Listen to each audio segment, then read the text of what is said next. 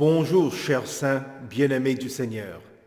Nous commençons cette nouvelle année chrétienne au nom du Seigneur, en demandant sa bénédiction et en attendant sa venue au dernier jour. Nous commençons notre culte avec l'introïte du jour. Réjouis-toi, fille de Sion. Lance des acclamations, fille de Jérusalem. Voici ton roi qui vient à toi. Il est juste et victorieux. Porte, élevez vos linteaux. Levez-vous, porte éternelle. Que le roi de gloire fasse son entrée. Qui est ce roi de gloire? L'Éternel, si fort et si puissant. L'Éternel, puissant dans les combats. Porte, élevez vos linteaux. Élevez-vous, porte éternelle. Que le roi de gloire fasse son entrée. Qui est ce roi de gloire? L'Éternel, le Tout-Puissant. C'est lui, le roi de gloire. Au nom du Père et du Fils et du Saint-Esprit. Amen. Prions le Seigneur. Réveille ta puissance et viens, Seigneur, pour que, dans le grand péril où notre péché nous met, nous puissions trouver en toi le défenseur qui nous délivre et le libérateur qui nous sauve. Toi qui vis et règnes avec le Père et le Saint-Esprit, un seul Dieu, maintenant et pour les siècles des siècles. Amen. La lecture de l'Ancien Testament pour le premier dimanche de l'Avent se trouve dans la prophétie d'Ésaïe au chapitre 63, le verset 16b, jusqu'au chapitre 64, verset 8. C'est toi, Éternel, qui es notre Père. C'est toi qui, depuis toujours, t'appelles notre libérateur. Éternel, pourquoi nous fais-tu errer loin de tes voies? Pourquoi endurcis-tu notre cœur, pour qu'il ne te craigne pas? Reviens à cause de tes serviteurs, à cause des tribus qui t'appartiennent. Ton peuple saint n'a été que peu de temps en possession du pays, et nos adversaires ont piétiné ton sanctuaire. Nous sommes depuis longtemps comme un peuple sur lequel tu n'exerces pas ta souveraineté, et qui n'est pas appelé de ton nom. Si seulement tu déchirais le ciel et descendais, les montagnes s'effondreraient devant toi. Tu serais paré au feu qui allume des brindilles, ou fait bouillir l'eau. Tes adversaires connaîtraient ton nom, et la nation tremblerait devant toi. Lorsque tu as fait des prodiges que nous n'attendions pas, tu es descendu et les montagnes se sont effondrées devant toi.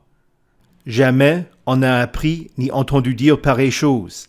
Jamais aucun œil n'a vu autre Dieu que toi, agir de cette manière pour ceux qui comptent sur lui.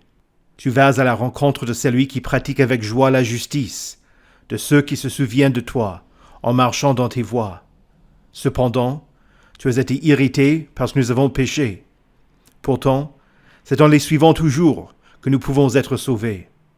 Nous sommes tous devenus comme des objets impurs, et toute notre justice est parée un habit taché de sang. Nous sommes tous aussi fanés qu'une feuille, et nos fautes nous emportent comme le vent. Il n'y a personne qui fasse appel à toi, qui se réveille pour s'attacher à toi. C'est que tu es caché à nous, et tu nous laisses nous liquéfier par l'intermédiaire de nos propres fautes. Cependant, Éternel, c'est toi qui es notre Père. Nous sommes l'argile, tu es notre potier. Nous sommes tous l'œuvre de tes mains. Ici prend fin la lecture de l'Ancien Testament. Écoutez également l'épître de Paul aux Corinthiens au chapitre 1, les versets 3 à 9. Que la grâce et la paix vous soient données de la part de Dieu notre Père et du Seigneur Jésus-Christ. Je dis constamment à mon Dieu toute ma reconnaissance à votre sujet pour la grâce de Dieu qui vous a été accordée en Jésus-Christ. En effet, en lui vous avez été comblés de toutes les richesses, en particulier en ce qui concerne la parole et la connaissance, dans la mesure où le témoignage de Christ a été solidement établi parmi vous. Ainsi, il ne vous manque aucun don à vous qui attendez le moment où notre Seigneur Jésus-Christ apparaîtra. C'est lui aussi qui vous affermira jusqu'à la fin pour que vous soyez irréprochables le jour de notre Seigneur Jésus-Christ. Ici prend fin la lecture de l'épître.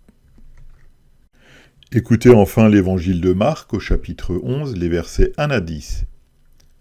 Lorsqu'ils approchèrent de Jérusalem, près de Bethphagée et de Béthanie, vers le mont des Oliviers, Jésus envoya 2 de ses disciples en leur disant « Allez au village qui est devant vous. Dès que vous y serez entrés, vous trouverez un ânon attaché sur lequel personne n'est encore monté. Détachez-le et amenez-le. Si quelqu'un vous demande « Pourquoi faites-vous cela ?» répondez « Le Seigneur en a besoin. » Et à l'instant, il le laissera venir ici. Les disciples partirent. Ils trouvèrent l'ânon attaché dehors près d'une porte dans la rue, et ils le détachèrent. Quelques-uns de ceux qui étaient là leur dirent « Que faites-vous ? Pourquoi détachez-vous cet ânon ?» Ils répondirent comme Jésus le leur avait dit, et on les laissa faire. Ils amenèrent l'ânon à Jésus, jetèrent leurs vêtements sur lui, et Jésus s'assit dessus. Beaucoup de gens étendirent leurs vêtements sur le chemin, et d'autres des branches qu'ils coupèrent dans les champs. Ceux qui précédaient et ceux qui suivaient Jésus criaient « Hosanna, béni soit celui qui vient au nom du Seigneur. Béni soit le règne qui vient au nom du Seigneur, le règne de David notre Père. Hosanna dans les lieux très hauts. » Ici prend fin la lecture de l'Évangile. Heureux ceux qui écoutent la parole de Dieu et qui la gardent. Confessons notre foi. Je crois en Dieu, le Père Tout-Puissant, Créateur du ciel et de la terre. Je crois en Jésus-Christ, son Fils unique, notre Seigneur, qui a été conçu du Saint-Esprit et qui est né de la Vierge Marie. Il a souffert sous Ponce Pilate, il a été crucifié, il est mort, il a été enseveli, il est descendu aux enfers.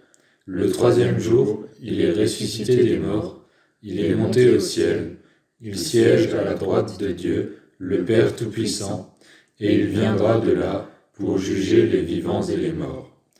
Je crois au Saint-Esprit, la Sainte Église universelle, la communion des saints, la rémission des péchés, la résurrection de la chair et la vie éternelle.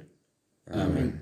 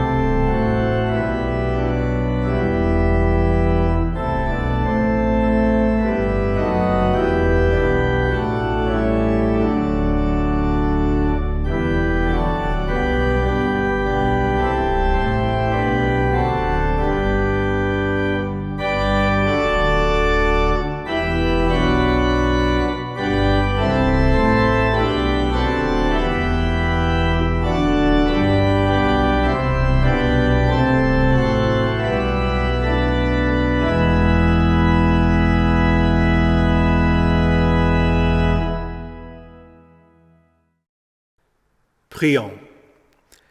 Reçois favorablement les paroles de ma bouche et les sentiments de mon cœur, ô Éternel, mon rocher et mon libérateur. Amen. Que la grâce de notre Seigneur Jésus-Christ, l'amour de Dieu et la communion du Saint-Esprit soient avec vous tous. Amen.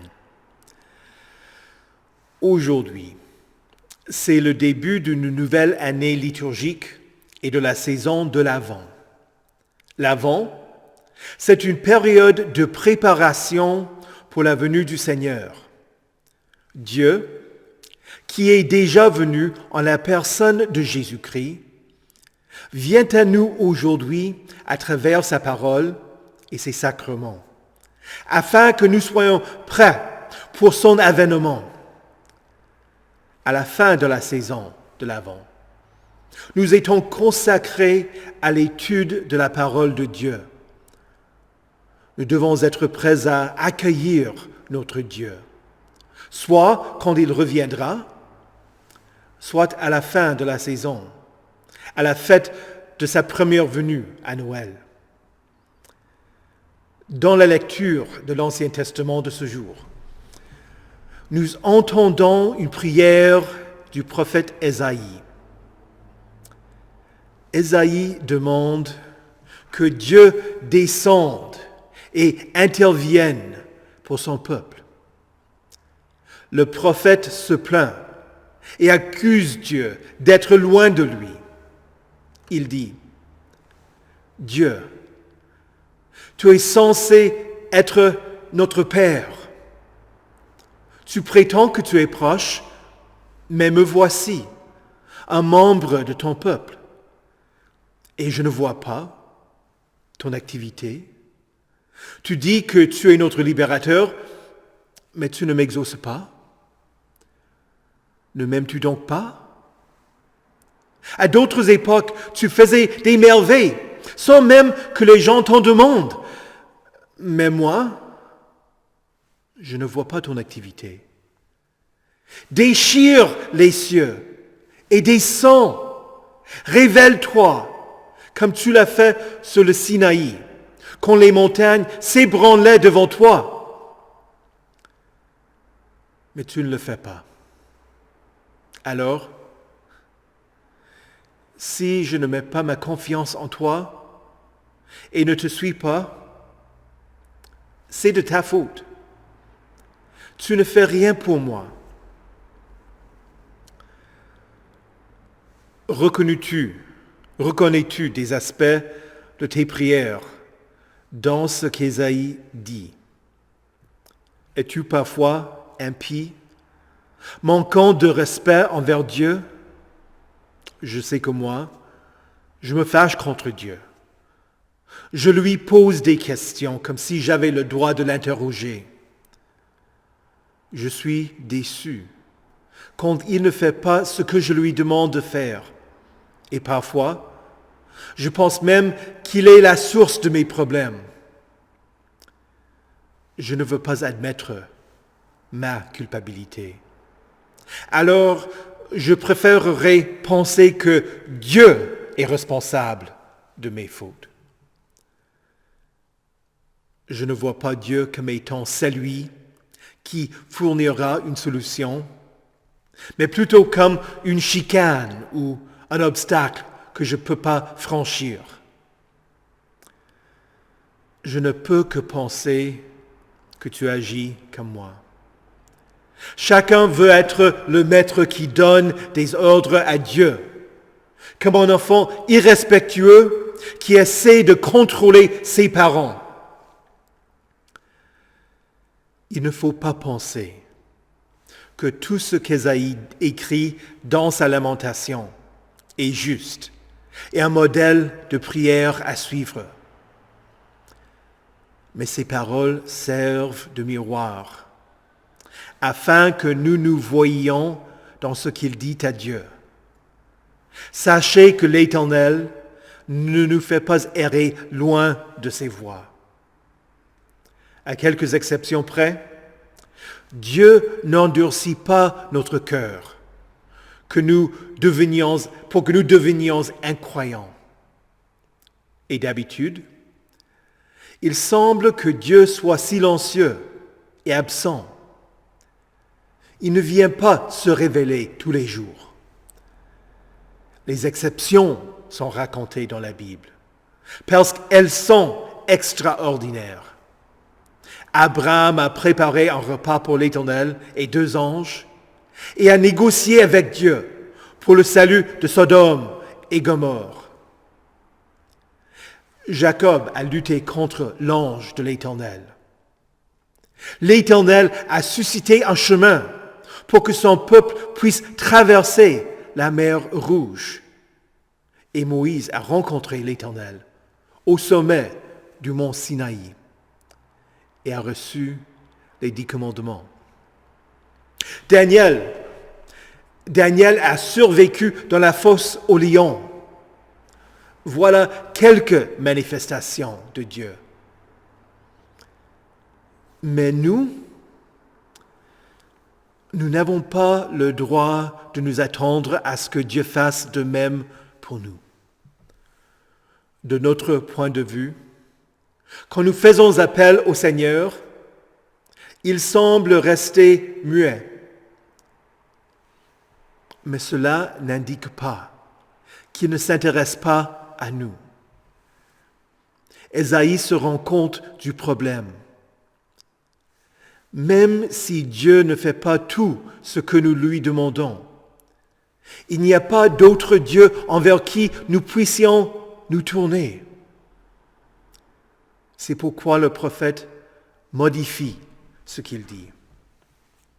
Le problème n'est pas Dieu. Nous sommes le problème. Et Ésaïe commence à confesser son péché et celui de son peuple. Il dit au Seigneur, « Tu viens vers ceux qui suivent ton chemin, qui ne t'oublient pas, qui prennent plaisir à mettre en pratique ce que tu dis et qui le font avec joie. Voilà mon problème. Je ne le fais pas. Mon peuple ne le fait pas. Je suis rendu impur par mon péché. Même mes meilleures œuvres sont souillées. De la même manière que les sous-vêtements d'une femme pourront avoir des traces de sang parce qu'elle les a portés pendant ses règles, j'ai l'impureté de mon péché.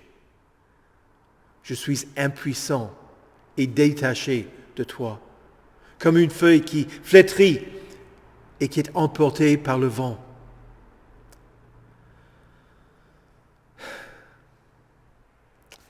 Nous ne pouvons pas faire de bonnes œuvres absolument pures, sans la marque du péché. Il y a quelques années, un reportage a parlé des ouvriers en Chine qui fabriquent des décorations de Noël. Ces gens ne fêtent pas Noël et ne comprennent pas, ils ne fêtent pas Noël et ne comprennent ni qu'il s'agit de la naissance du Sauveur, ni de sa signification séculaire. À cause de tous les produits rouges, les Pères Noël, les chaussettes, etc., la peau de ces ouvriers est teintée de rouge par le pain. Et leurs efforts pour l'enlever sont inutiles. La couleur ne reste pas à l'usine, mais l'ensemble du personnel emporte la couleur chez eux et dans leur environnement. C'est ainsi que nous devons comprendre l'effet de notre péché. Nous ne pouvons pas nous échapper du péché. C'est comme le pain qui est partout, qu'on ne pourra plus enlever, qui laisse des taches indélébiles. Nous le voyons dans notre monde. Plus les gens s'éloignent de Dieu, plus nous sommes emportés par des pensées et des valeurs qui nous éloignent de Dieu. D'un point de vue humain, tout le monde peut faire de bonnes choses. jugé sur la base de la société du moment. Mais aussi bien qu'une seule personne pourra errer, toute une culture peut faire de même. Les péchés d'autrefois que nous avions condamnés, nous voyons que le balancier de la pendule revient et que certaines promeuvent ces valeurs qui s'opposent à Dieu. Une autre génération a condamné les atrocités des nazis qui ont tué des innocents. Allons-nous respecter la valeur de la vie humaine et protéger les plus vulnérables et les plus faibles? Le 7e commandement nous enseigne: tu ne commettras pas de vol. Le communisme totalitaire n'a pas respecté pour les biens d'autrui et n'aide pas les gens à protéger ce qui leur appartient. En 2016, un Danois a fait une présentation au Forum économique mondial et a énoncé ce qu'il espère pour l'avenir. Vous ne posséderez rien et vous serez heureux. Et il y a des gens qui encouragent cette façon de penser. Le respect pour le bien d'autrui disparaît quand les gens commencent à être jaloux et voudraient prendre ce qui appartient aux autres. Mais le 7e commandement ne protège pas seulement nos biens, mais encourage aussi la générosité. Nous avons une responsabilité envers nos prochains. Mais plus les gens deviennent égoïstes et oublient leurs devoirs, plus nous méprisons les autres et manquons d'amour. Pour que les choses aillent mal, il n'est pas nécessaire que Dieu intervienne pour nous punir. Il suffit que Dieu se retire et ne fasse rien. Et nous pouvons aisément tout détruire par nous-mêmes. Mais Ésaïe revient à ce qu'il avait dit au début de la prière. Cependant, Éternel, c'est toi qui es notre Père. Nous sommes l'argile, tu es notre potier. Nous sommes tous l'œuvre de tes mains. Ésaïe ne désespère pas, mais il met sa confiance en Dieu. Luther a écrit: notre raison, obscurcie par les ténèbres, pense que Dieu est en colère et qu'il est un tyran. Néanmoins, notre foi conclut que tu es notre Père, parce qu'elle comprend tes promesses. Même si Ésaïe m'aime, si nous ne voyons pas les œuvres que nous voudrions, nous n'avons pas un Dieu qui est loin et caché. Dieu a fait des miracles plusieurs fois à l'époque de l'Ancien Testament. Mais maintenant, il s'est révélé à nous en la personne de Jésus-Christ, afin que nous connaissions Dieu à travers lui. Il agit toujours. Nous formons selon sa volonté. Dieu a été fidèle envers Ésaïe et envers ses confrères, et il en est de même pour nous aussi. Nous ne savons pas tout à l'égard de Dieu, mais Dieu a révélé ce qui est nécessaire pour notre foi et pour notre salut. Si on s'arrêtait là, à la conclusion de la lecture du jour, nous repartirons avec un encouragement à rester fidèles et à continuer à chercher Dieu. Mais c'est en lisant la fin du livre d'Ésaïe qu'on trouve que Dieu allait exaucer Ésaïe. Là, nous avons à notre réconfort. Dieu est devenu homme, afin que nous ne soyons pas captifs de nos péchés. Jésus est le signe qu'il a mis au milieu des nations, afin que tous puissent venir à Dieu. Jésus reviendra dans un feu. Et voici la promesse. En effet, le nouveau ciel et la nouvelle terre que je vais créer subsisteront devant moi, déclare l'Éternel.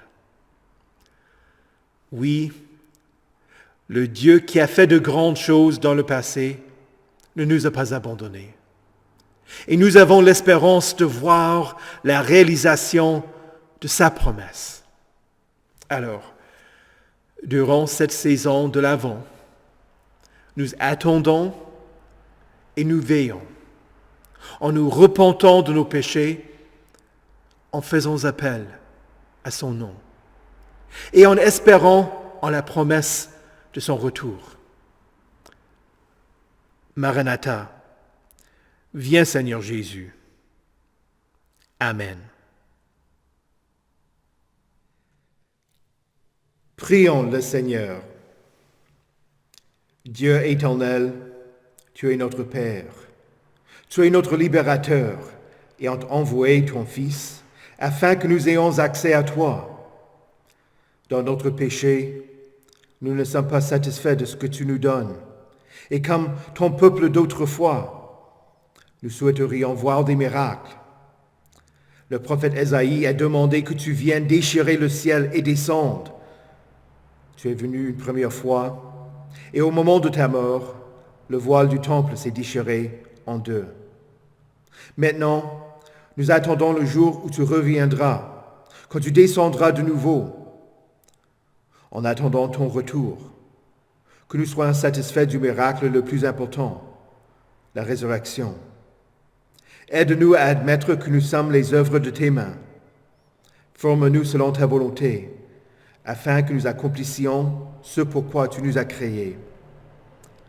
Pendant cette saison de préparation spirituelle, que nous soyons attentifs à ta parole, nous préparant pour la fête à venir dans ton royaume. Augmente notre foi pour que nous ne soyons pas distraits par toutes les activités des fêtes, mais pour que nous soyons prêts à t'accueillir dans nos vies et dans nos cœurs, jusqu'au jour où tu nous recevras dans ton royaume, comme tes enfants bien-aimés. Nous te prions aussi pour ceux qui ne te connaissent pas ou qui sont loin de toi. Bénis les efforts de ton Église pour faire connaître la bonne nouvelle, que tu nous as envoyé un Sauveur et qu'il est la raison pour laquelle nous fêtons Noël. Nous te prions pour la sécurité dans notre pays et pour ses communes. Protège ceux qui nous protègent et permets-nous de vivre paisiblement. Viens en aide aux malades, à ceux qui souffrent et qui font appel à toi. Bénis l'activité des médecins, des infirmiers, des aides-soignants, des pharmaciens et tous ceux qui prennent soin des personnes faibles et vulnérables. Nous te prions aussi pour ceux qui sont dans le deuil quand les médecins ne pouvaient plus rien faire pour soutenir la vie. Ouvre le cœur des gens pour qu'ils soient motivés à être généreux et à avoir pitié de ceux qui n'ont pas assez à manger ou à boire. Enseigne-nous à être généreux, non seulement envers ceux qui sont nos proches, mais aussi envers tous ceux qui vivent humblement. Donne-nous ta paix dans nos vies et viens en aide à ceux qui vivent chaque jour les effets de la guerre. Apprends-nous à aimer et à faire du bien, même à ceux qui pensent que nous sommes leurs ennemis. Nous prions au nom de Jésus, le Messie qui est venu à Jérusalem pour accomplir notre salut et qui reviendra pour établir son règne. Quand nous l'accueillerons en disant « Hosanna », béni soit celui qui vient au nom du Seigneur. Béni soit le règne qui vient. Hosanna dans les lieux très hauts. Amen. Conduis-nous à ton royaume et enseigne-nous à prier. Notre Père, qui es aux cieux, que ton nom soit sanctifié, que ton règne vienne, Que ta volonté soit faite sur la terre comme au ciel. Donne-nous aujourd'hui notre pain de ce jour. Pardonne-nous nos offenses, comme nous pardonnons aussi à ceux qui nous ont offensés. Et ne nous laisse pas entrer en tentation, mais délivre-nous du mal. Car c'est à toi qu'appartiennent le règne, la puissance et la gloire, au siècle des siècles. Amen. Recevez avec joie la bénédiction du Seigneur. Que le Seigneur vous bénisse et vous garde. Que le Seigneur fasse luire sa face sur vous et qu'il vous accorde sa grâce. Que le Seigneur tourne son visage vers vous et qu'il vous donne sa paix. Amen.